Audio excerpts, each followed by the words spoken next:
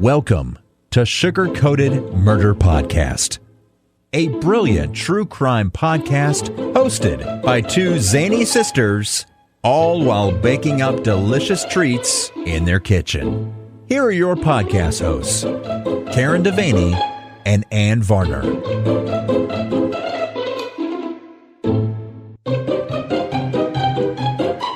It is us. We are here. Hello. Hi. Hello. I'm Ann Varner. And I am Karen Devaney.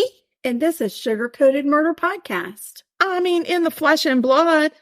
Indeed. In the right flesh and blood. Right here in the blood. Yes. In the very flesh. much. In the flesh and in the blood. I'm trying to adjust our sound a little bit. I'm not sure why we're so low tonight. We're low talkers. But... So we'll think we're really low, and then we'll talk really loud, and then it'll be like, Wah! I know. That's our luck. That is very true. Happy belated Thanksgiving to everybody. I hope everybody had a wonderful turkey day and that you gobbled until you wobbled. Yes, and hopefully you didn't have to do too much work. You got some relaxation time in there as well. And also had some yummalicious food. Oh, yeah. Speaking of food, I decided I'm not baking tonight. And the reason is because I'm still full from Thanksgiving. Oh, well, you didn't think about anybody else. Nope. I'm not full from Thanksgiving. I'm full from Thanksgiving and I'm tired of being in the kitchen. I saved enough room. You saved enough room for Thanksgiving. Oh, Lord, sugar. Lord. But I will talk about some of the things I made at Thanksgiving. And you can too if you want to, but you don't have to. I don't think I made anything spectacular. So for dessert, because you and your kin came me for and my our kin. dessert. Yes. Well, first of all, our main dish was ribs. Right. Because we are not big turkey fans. We're not big ham fans. And so we went with ribs for Thanksgiving. I think for Christmas, we're either going Italian or Polish or a combo. Right.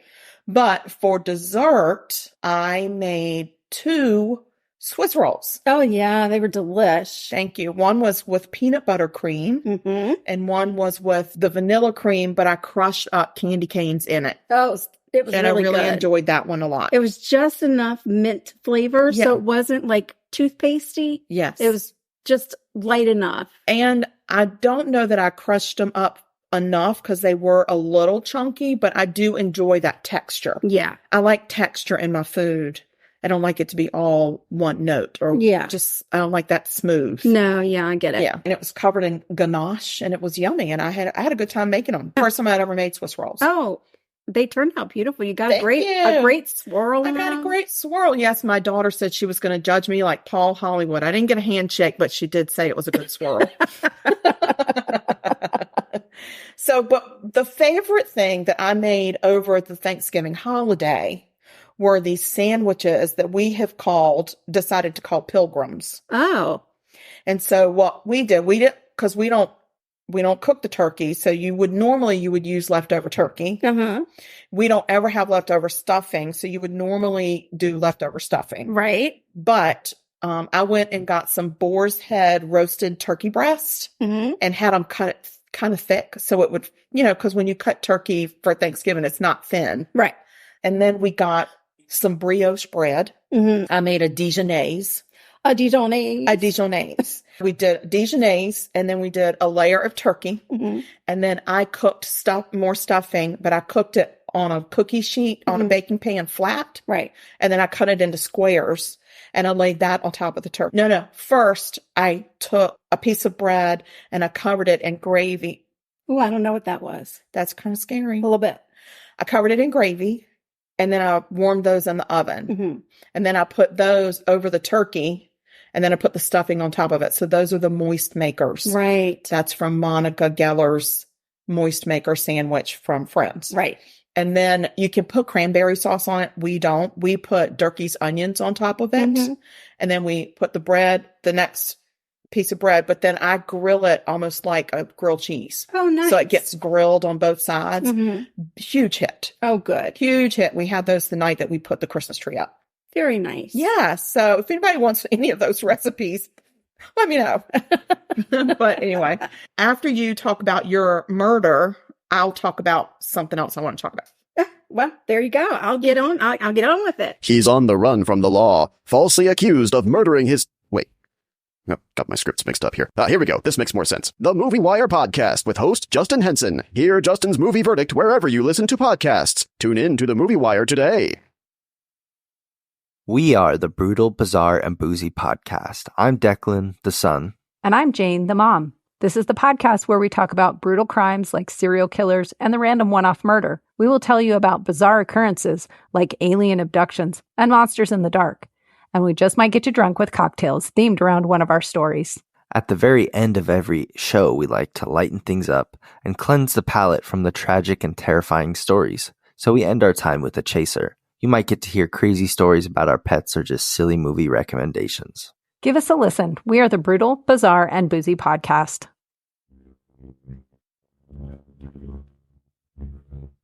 Get on with it, girl. This is crazy. This story is crazy, and I can't believe I hadn't heard it before. Oh, wow. This is the story of Mike Malloy. Mike was living in New York in the 20s and 30s. And those dates are important because Prohibition started in 1920 and lasted until December of 1933. And Mike was an immigrant from Ireland. He was also a homeless alcoholic. Oh, dear. During Prohibition? That's During tricky. Prohibition, yeah. And he frequented this speakeasy in the Bronx. It was owned by a man named Tony Marino. Now, not only was the U.S. at that time going through Prohibition, but it was also during the time of the Great Depression. Yeah. So it was like a double blow. It was very depressing. It was real bad, especially for a man who wanted a lot of alcohol. Not easy to come by. I wouldn't think. But he managed it. And also at this time, the unemployment rate was at a staggering 50%. Can you imagine that? Oh, that's scary. That is a really scary number. Yeah. So people were really desperate for money. Mike took on jobs as a janitor to make money for a room. He would occasionally get a room and stay in it, and for his bar tab. Oh, gosh. Whenever he was short on cash, he managed to convince patrons from the speakeasy to buy him drinks. Oh. He was a real charmer, this Mike. He had a very thick Irish accent. And at times, Tony, the speakeasy owner, would let him pass out on a cot that he had in the back. Well, so Tony, that's really nice of you. Yeah, I know it. Tony and his friends seemed nice enough. Mike was spending a lot of time at the speakeasy. And every day, the same thing, over and over. Drink, pass out, repeat. Oh, wow. That was his day. Then there was kind of a shift in the atmosphere at the bar. Mike saw it as a stroke of luck. Oh. Tony, his barkeeper, Joe, a friend, Frank, who was also an undertaker, and another friend, Dan, started giving Mike free drinks. Free drinks. Well, that's a lot of fun. Yes. And they became really friendly with them, talking, listening to his stories. One day, the group asked Mike to sign a petition to help Tony get elected to local office. Oh. And, Mike was like, sure, I'll do whatever. Just give me some more drinks. But Mike really should have looked at those papers. Oh, no. Soon after he signed those papers, Joe, the barkeep, told Mike that they had gotten in something new at the bar. And Mike said, serve it up. So he drank it, took it all in one big swoop, and then he hit the floor. Oh, no. His new friends dragged him to the back room and waited for him to die. Excuse me? But Mike didn't die. He didn't die. Well, no. He didn't. He's resilient, He this didn't man. die. Instead, he woke up an hour later and he hit the bar for more. Oh, dear. He liked what he had. Yes. Day after day, Joe served Mike drinks with a kick. Y'all can't see me, but I put the kick in It's air quotes kick. And day after day, Mike happily drank what was served. One day, Tony served him 24 oysters, also with a kick, and Mike ate them all. And he went so far as to tell Tony, you know what? You should open a restaurant. These are fantastic. These are amazing. Wow. The next day, they served him a sardine sandwich. And Mike, sardine sandwich. He couldn't believe it. Fantastic. It was amazing. This man is made of cast iron. And Mike, he just couldn't believe his good fortune. He's got a full belly and he's getting all these free drinks. He's like, heck yeah, I'm loving it. Then one night he gets like stupid drunk and somehow he ends up in a snowbank naked and freezing. But that doesn't luckily, just somehow happen. There's somehow that happened. Okay. But a cop found him and took him to a homeless shelter. Oh. Tony and his friends thought they were seeing a ghost the next day when Mike walked into the speakeasy, showered, shaved, and had on a new suit. No way. Feeling just as spry as ever. He's like, hey, lucky star. Like, I am the luckiest man alive. He really is. He seems to be very happy. That shelter hooked him up. Hooked him up. So more drinking ensued, and after a couple of nights of drinking, it seemed like Mike's good fortune was starting to come to an end.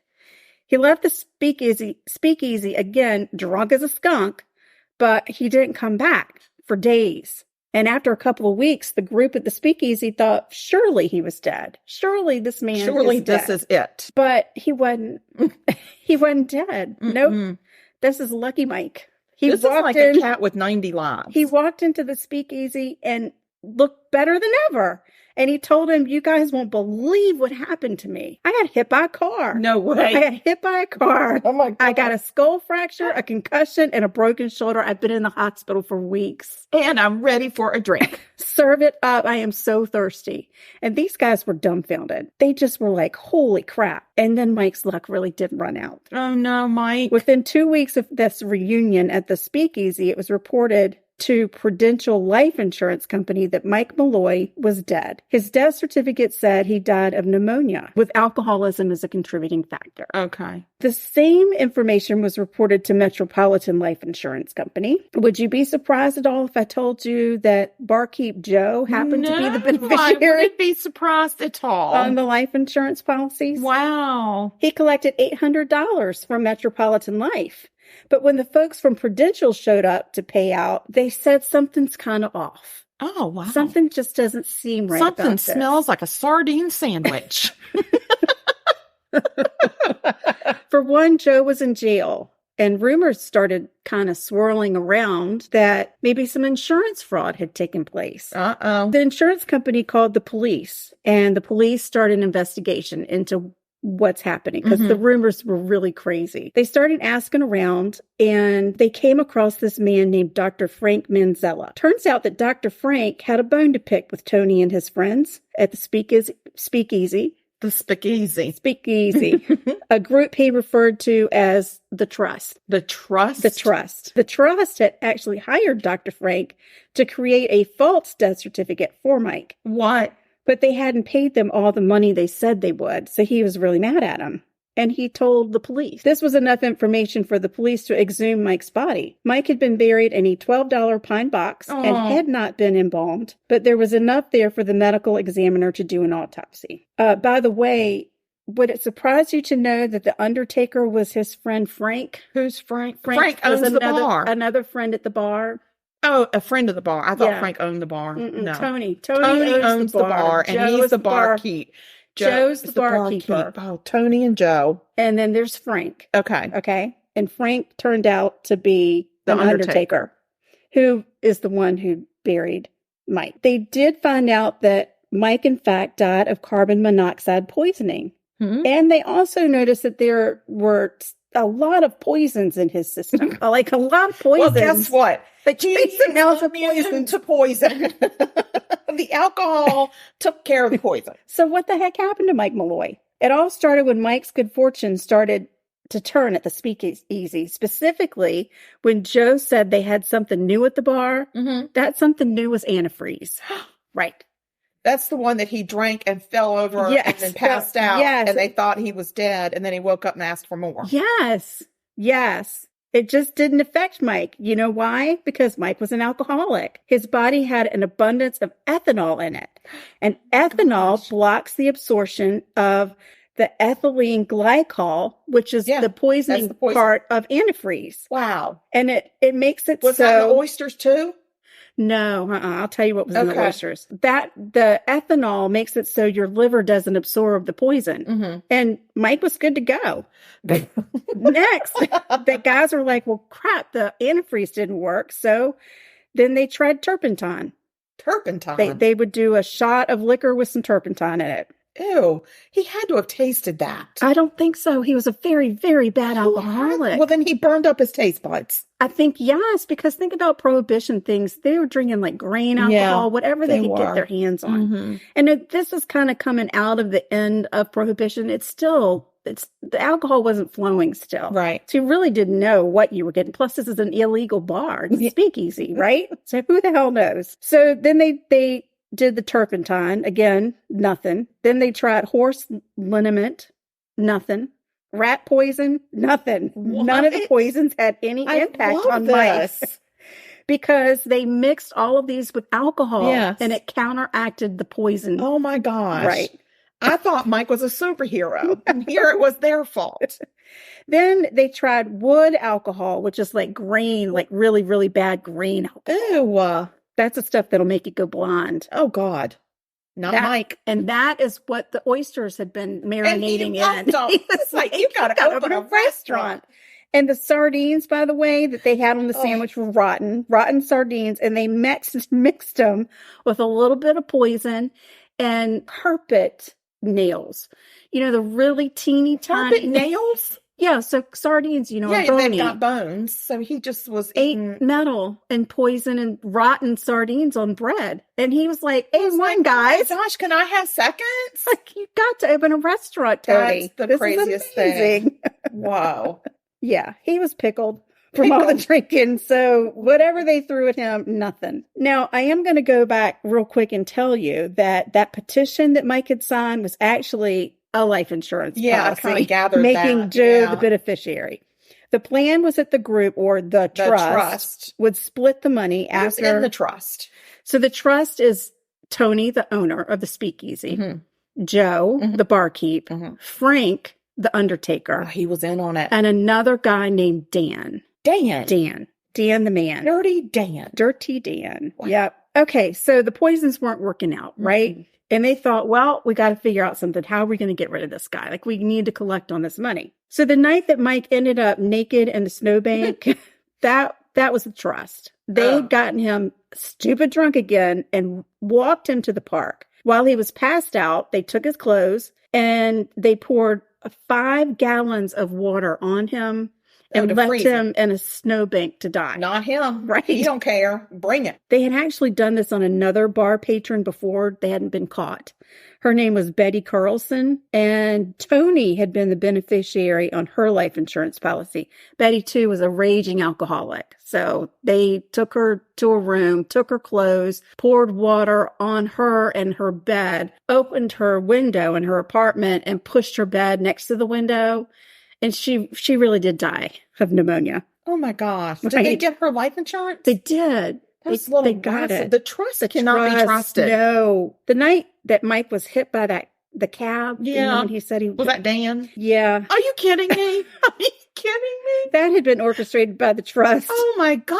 Yeah. When the poison and exposure attempts had failed, they actually paid a cab. No, this was not Dan. This guy's name was Hershey Green. Hershey. They paid him $150 to run down Mike. They were like, just get in your cab. We'll get him where you needs to be. We're going to hold him up, walk away, and you hit him. Okay. Oh, God. These $150, right? So they get Mike completely drunk out of his mind again, and they stand him in the middle of the street to help. And this Hershey Green takes his cab, he backs it up like 2 blocks so he has enough force to hit him, and he hits Mike, but Mike lands in a snowbank, so he isn't completely annihilated. Yeah, that's why he only got a skull fracture and a broken shoulder and a concussion. So he actually lucked out on that one. My gosh. Then they were like, okay, this guy just can't be killed. They can't kill him. So on February 22nd of 1933, they get Mike completely drunk again. Mike, really, he's got to stop this. But he doesn't realize what's happening because he wakes up the next day and he's like, I'm ready to go. These are the best friends. Oh my God. I got hot meals, a warm bed, and a hospital stay. My God, and a new suit. And I got the shave. Lord have mercy. Great luck. So while he's passed out, they actually take him to a room in a building that's just down the street. And they shove a rag in his mouth. And they brought a rubber tube from the bar. And back then, most of the places were heated with gas. Okay. So there was a gas pipe Mm-hmm. on the a lot of times you could hook a heater up to it, you know, like through a propane, whatever. And so they just put the pipe, the rubber, what do I call it? Tube. On the pipe coming out of the wall, turn the gas on and put the tube down his throat. And he was passed out. He had no idea. It's completely passed out. And then they left him. And so he died of carbon monoxide poisoning. Good gosh. Brutal, right? They really are brutal. I mean, and here poor Mike was $800. And they've spent more than $800 on all the stuff it took to kill him. They got $150. They paid the cab driver. They promised the one got $50, but they only paid him half. Oh, for the fake death certificate. Right. Because they needed the payout on the life insurance. But the other lady, they had to buy a hose. They were giving him free drinks from the bar.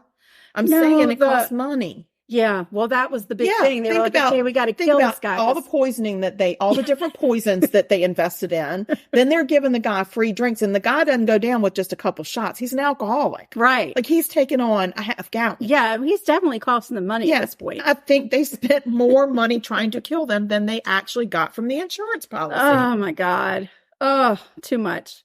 So Tony Marino, Frank Pasquay, Joe Murphy, and Daniel Christberg all were sentenced to death and died in the electric chair for the murder of Mike Malloy. Oh my gosh.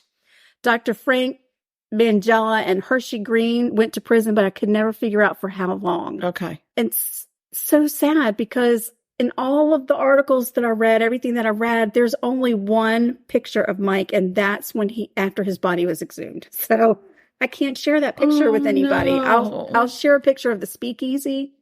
Not that really matters, but there's nothing else. They can't even put a victim picture up. So we'll just I'll just make a picture that says R.I.P. Mike Malloy. Oh yeah. Maybe behind like a 4-leaf clover, because he got a name of Iron Mike from it. Oh my gosh. I'm sure he did. Because he wouldn't die. He wouldn't. He was amazing. He was really amazing. Amazing. Wow. To go through all of that, rat poison, turpentine, horse liniment. Antifreeze. How about nails? Rotten sardines, wood alcohol oysters. He's good to go. Turpentine. I mean, he got hit by a car. Good to go. Wow. Nearly froze to death. R.I.P. Iron Mike. I never heard that before, but actually I did read where when the medical examiner had the body exhumed and did their autopsy, that was the first autopsy that was done by a newly created medical examiner's office in New York. Mm-hmm. So that was fortunate that they had got that up and running. Yeah. So they could at least figure out what the hell happened to this poor guy. Oh my gosh. He didn't have any family, nothing. So there was nobody, looking for him, or poor Mike. Mm-mm. Nothing. Nobody. No. Wow. Well, that's a great story, though. Crazy. That was a crazy story. I can't believe I hadn't heard it before, but Me neither. R.I.P. R.I.P. Yeah, good on him. Just don't sign papers. Like, read your papers. Do not ever sign papers without reading them. No matter who, even if you gave me a piece of paper, I'd look at it. Well, I would hope so. And you would too. Yes, I would. Crazy. I'd be like, I'm going to read this. Even if you said, I'm going to give you a Buckeye. I'm going to give you a Buckeye, a peanut butter ball. I'd still be like, oh, wait a minute now. I'm teetering. I'm teetering on the Buckeye. I'm going to read it. I'm going to read it. I'm going to eat that Buckeye and I'm going to read it. Even a rum ball, even a bourbon ball, I'm still going to read it. Now, I might be a little fuzzy by the time I'm done reading it, but I'm reading it. Wow. Read your stuff. Read it. You got to read it. That's what I got. Well, I have a question. Okay. Is there a serial killer operating in Central Texas? Is there? I would almost guarantee it. Well, I'm going to tell you something. There's this place outside of Houston, called Lady Bird Lake. Mm-hmm. And so far, they have recovered 10 male bodies out of there. 10 out of one lake? Out of one lake. And are the police saying they're not connected? Yep. Oh, my God. Mm-hmm. So the first 5 were in 2022. Mm-hmm. They found 5 bodies. And then in 2023, they found 5 more. So, is there a serial killer? There has to be. The police are saying we're not putting out any kind of public safety notice. We don't think there's a serial killer. All of these have been drownings. The autopsy shows they're drownings. just please make sure that you are aware of water safety and you take precautions. 10 when swimming. random men died in a lake, in the same lake. My question is there a serial killer whose mode of murder is drowning them? Well, that's certainly what it's either that or there's some live vine at the bottom of the lake that's pulling people under. Jason Voorhees. I mean, it's up in that lake. Listen, Jason Voorhees, you need to settle down. I'm just saying, I can't believe that there's not more. Now, I just found a guy on Twitter to follow that's doing a lot of research. He's actually researching all of the drowning deaths of the men in our country because there's so many unexplained drowning deaths. And I did talk about at one time the smiley face killers, right? Or the smiley face killings where young athletic men go missing, usually from a night out at a bar, right? And they get found later in a body of water, and near where they feel like they were put into the water or went into the water, there's usually a spray painted smiley face. Right. It's always the same kind. So this guy is wondering if these are related to that or if it's something else. Have they been able to tell when the people drowned? I have to go and read more about the autopsy reports. And were they missing people? Like, have people been looking for them? Like, what the heck is going on in Texas? So I need to do a really deep dive, but I am so intrigued by this. Yes. Because for 5 in 1 year and 5 in the next year, seems like there was a rest period, right? Right. And then there's 5 more. And my whole thing is, okay, let's say they drowned. Well, did they drown in that body of water or did they drown somewhere else and get transported to that body of water? They want to have a biologist take a look at bacteria and that's in their lungs. Right. Yeah. So I'm just telling you, I'm starting to kind of scratch the surface on this, but I'm going to keep you updated because this to me is very intriguing. Please do. And in the meantime, don't go swimming in that lake. Ladybird Lake. Stay away from it. Don't even picnic on the side of it. Like, don't even picnic at Ladybird. No. Like, let's just rope the whole lake. I don't even know how big the lake is, but let's rope it off. I just say drain it. Drain the lake. It's going to be so much easier. There's probably more bodies in there that we don't know about. If you drain the lake, then people can't dump any more bodies in there. That's true. It's done. It's like that Lake Mead that went dry up in, is it New York? And they found all of these bodies, a lot of them in like the big oil drums. Right. And they think it was just a dumping ground for the mob. Oh yeah, that makes sense. Yeah. But Texas, come on now. I know. What's going on? Yeah. So if you live in Houston and you know anything about this case or these non-related cases, the air quotes are going again, guys.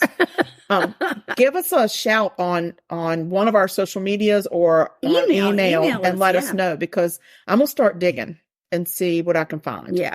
Because I've always been really curious about those smiley face killings. Right. I've done a lot of reading on them. I've read about all of those victims. I covered it. I don't know if I covered it on this or if it was a Patreon episode. No, I think we did talk about it on an episode where we had somebody else on. Okay. Maybe so. Yeah. If they think this is related to that, that's really amazing, because most of those killings it's all been East Coast, but I think it's been a lot north. Right. And of course, Texas is not the East Coast. So some people think it's a cult. Oh. It's a smiley face cult. Oh, God. And that's what's happening across the United States. It's more than one person operating, and it's a cult that's doing the serial killing. Oh, wow. So that's one of the theories. Oof. I know. That's interesting. So all our Texas friends, stay out of the Ladybird Lake, Don't please. go to Ladybird. No, let's just stay away. Stay away, Ladybird. She's dangerous. Yeah. Yeah. You're welcome. And then some people have been asking the police, like, could you put some cameras up maybe? Or like, something. Something. If you think it's so dangerous, then are people patrolling it? Can we get some lifeguards? Right. Like, what's happening? So I don't know, but I'll keep reading and I'll keep drain digging. it. I'm just saying right now, drain the lake. Can you drain a lake? Yes, of course you can. Drain it. Are you sure? Yes. How do you drain a lake? You put a pump in and you drain it. That's a lot. Where's all that water going? How big is this lake? I'm not sure. I'm going to find out how big is Ladybird Lake, because I mean, I think about Lake Gaston. I don't know how you would drain that lake. Well, it would take more than one pump. You think? It takes a bunch of pumps. Pump it out. You pump it into a ginormous tanker truck. All right. Let's see. Part of the Colorado River that runs through downtown Austin. All right. Wow. It stretches over 400 acres. Whatever. Are they what? So are they finding them all in the same area of the lake, or up and down? Or we need more info. Yeah, I'm gonna have to. You're on it. I'm on top of it. I To am be on continued. it. TBD, TBC, Taking something. care of business. TCBY. Wait, Go on, Elvis. no, TCBY. Yeah, taking That's care of yogurt. business. Yes, but it's also TCB. TCB. Leave the No, we don't know. We don't have any idea, guys. We don't But, know. Well, we're happy to. Taking care of business, yo. It's exactly what Elvis said. Yes, That's what yo. he said. He was trying to get into the rap business or the rap genre. And he was like, taking care of business, yo. TCBY, y'all. Send us an email. If Can you y'all want. just send us an email for any random reason? Because we It's- don't even know if anybody's listening It's anymore. Could you let us know somebody out? We People need are more than listening. 10 people listening. Okay. If it's less than 10, No, we're they're shutting it listening. down. You know they're listening. We're shutting it down if it's You- less than 10. The numbers tell us that they're listening. Okay. All right, calm down. Calm down, Lucille. You're fine. I'm all fired up It's tonight. murder.sugarcoated@gmail.com. Yes. And we're on all the socials. We're Yeah. on Threads, Instagram, Facebook. We're on Facebook twice. Nice. And then we're on Twitter, the X, Yeah. the Twitter X. Oh, and in case y'all have not been following the Alec Murdaugh saga. It makes me so nauseous. I know.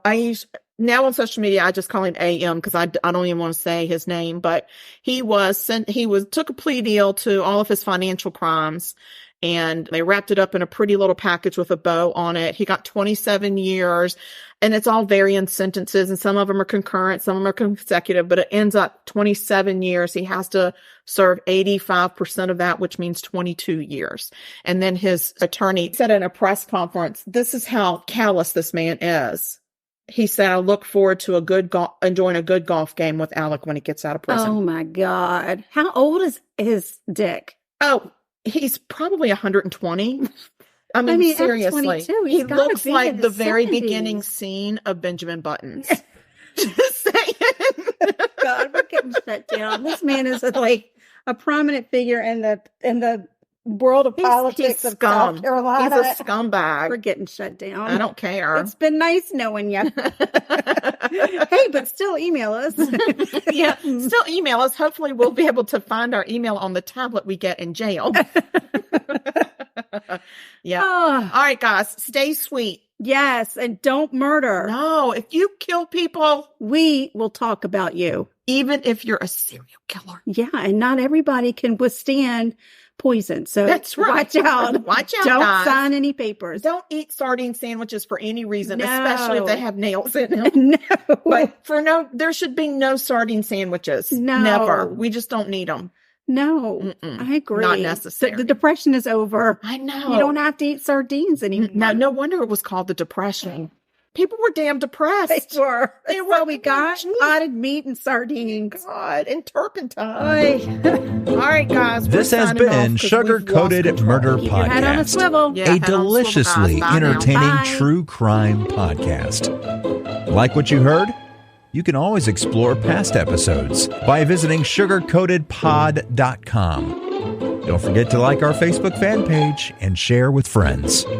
Thanks for listening to Sugar Coated Murder Podcast.